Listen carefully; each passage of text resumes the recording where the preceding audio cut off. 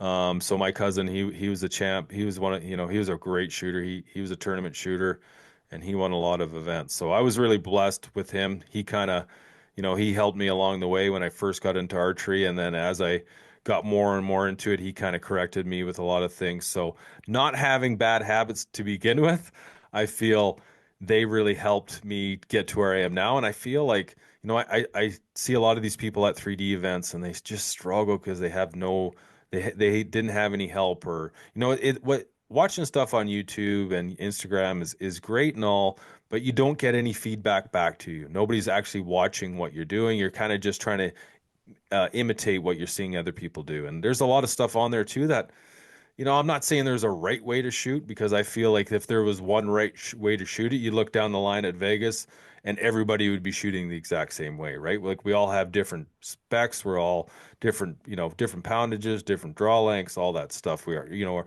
our faces are shaped a little different, so our anchors aren't always going to be the same. And I mean, you look at like Tim, how he shoots, and like if there was a textbook way of like how people told you somebody what not to do, he's doing the opposite, right? He's got a long D loop and he's punching the trigger and his thumb's anchored behind his neck, like all these things that you're not supposed to do.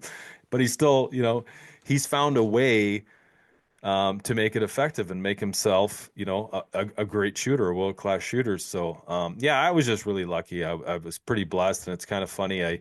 When I was going through it, I never really thought about it, but as I started to develop into becoming a more efficient bow hunter and hanging around better archers, I realized how blessed I was to have that because I know a lot of guys that didn't have it, and it's one thing to develop a bad habit, but trying to break a bad habit is a lot harder than developing one to begin with. So, Right. luckily for me, I didn't have to go through with that. Like I said, I did deal with a little bit of target panic. I kind of nipped that in the bud right away. And, it's one of those things. My son actually, he struggles with it a lot more than I have. And I don't know if it's my inability, I should say, to just tell him, well, just get over it. Just keep shooting like blank bill. But he was shooting a back tension and he developed a target panic. So we tried taking the click out. It didn't help. So we've actually put him back into a thumb button. It seems to be gone now. He seems to like the command shooting better than a control style shot.